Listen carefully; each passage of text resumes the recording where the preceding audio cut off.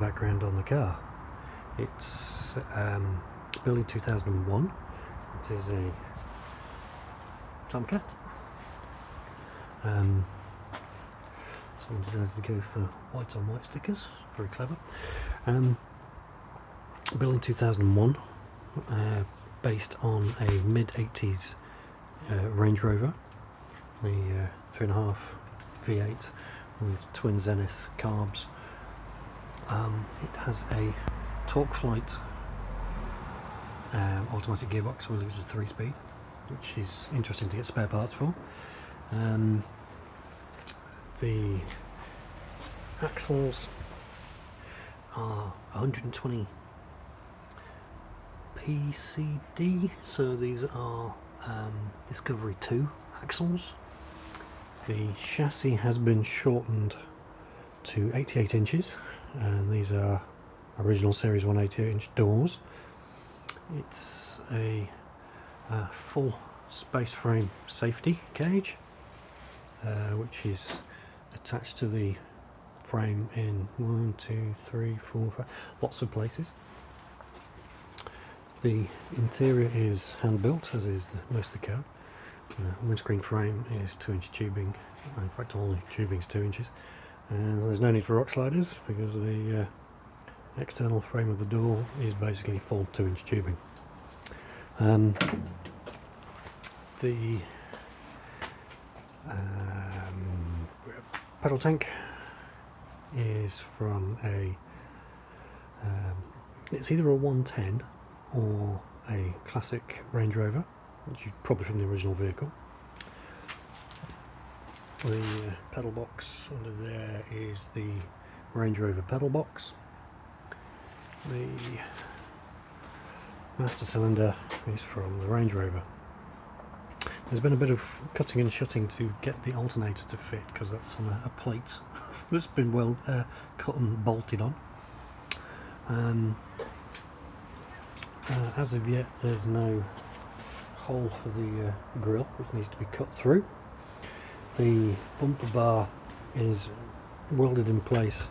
It looks a little bit proud. I'll have to work on that one. When it came, it didn't have NAS front lights, but I fitted those with LED bulbs just to keep the amperage down.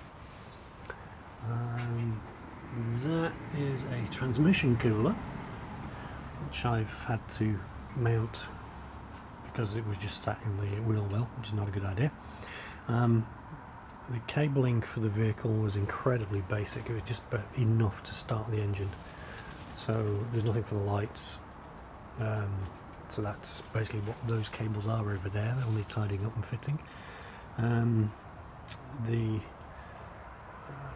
ZF power steering reservoir was free floating, basically just tie wraps to the shock absorbers. That's been hard mounted as well.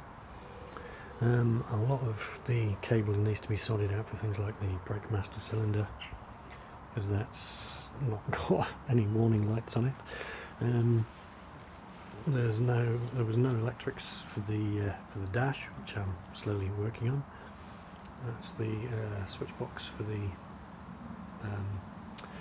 lights and the rest of it. Automatic transmission through the Torque-Flight gearbox. That gator would be for the high-low ratio and diff lock, but there's no actual. Let's see if I can point this down into the guts. There's the shifter. So as you can see at the moment, the shifter is about 1/2 inch long and not very easy to move. So that's kind of going to be stuck in high ratio for now until I can find a shifter. And move that out of the way. That's the LT230, which is currently locked in. There's the doodad down there, locked. So that's as good as that gets. That's the reverse switch.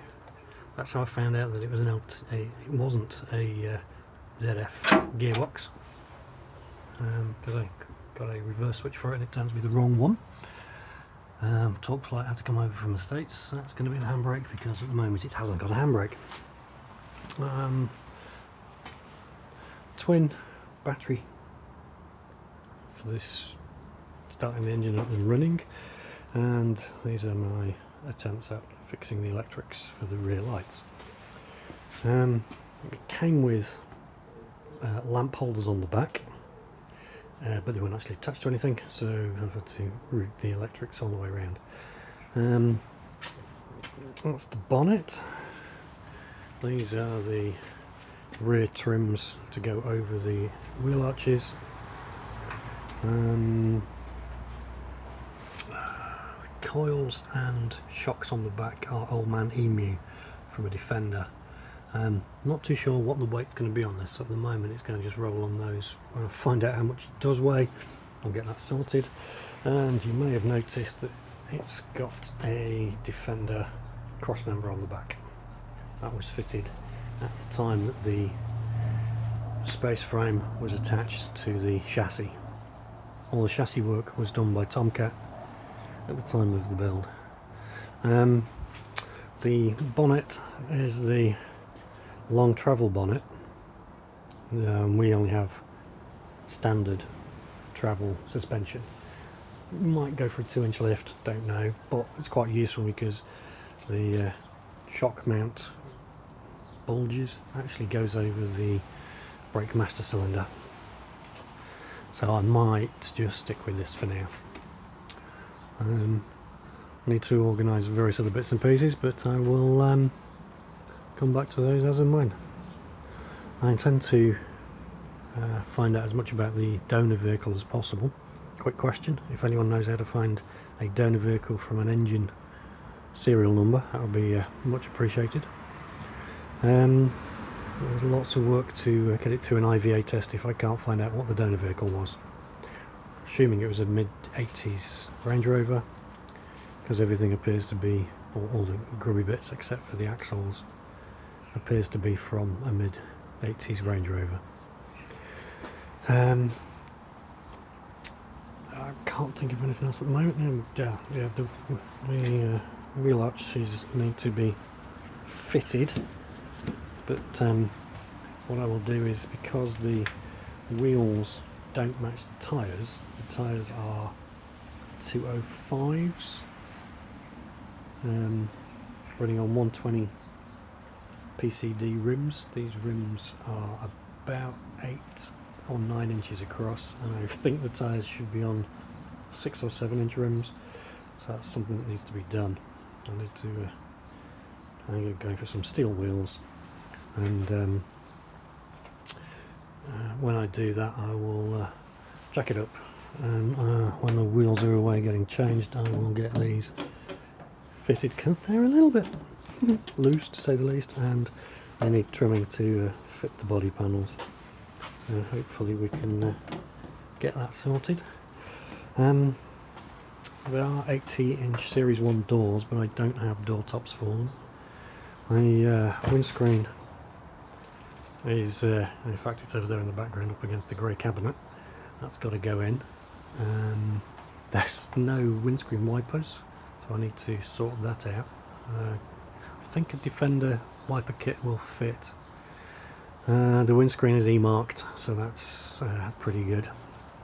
And apparently for an IVA test I will need a rearview mirror, which somehow we will have to attach to the frame. I've attached a standard Defender mirror via a 2-inch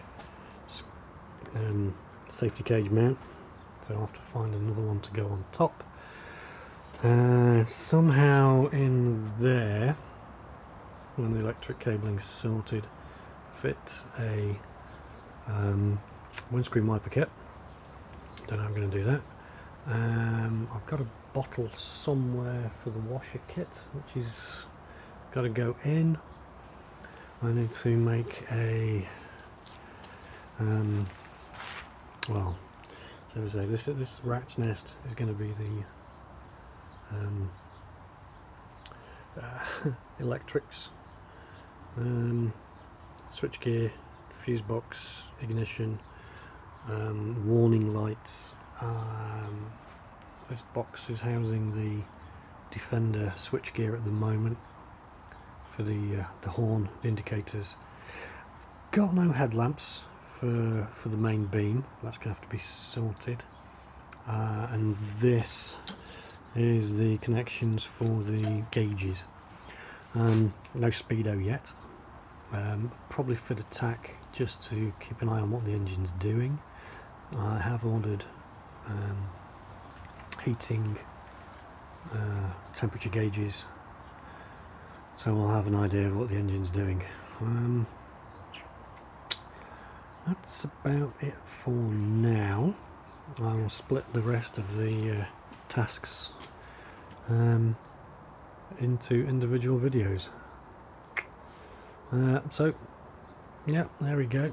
2001 built in 2001, and then barn stored until the end of 2018. Makes a hell of a racket, rather a nice noise to be honest, but that's purely because the exhaust finishes right under the passenger seat, or where the passenger seat will go. The passenger seat is presently over there with the saddles. I'll shake over here, and the exhaust ends. If you can see that, the exhaust ends there. No silencer whatsoever, so it makes a lot of noise. So yeah, if anyone knows how to trace a donor vehicle from the engine, that would be useful. And if anyone's got any experience of going through an IVA test, if I can't find out what the donor vehicle was. Right. So far so good. I'll let you know what happens next. Cheers guys, have fun.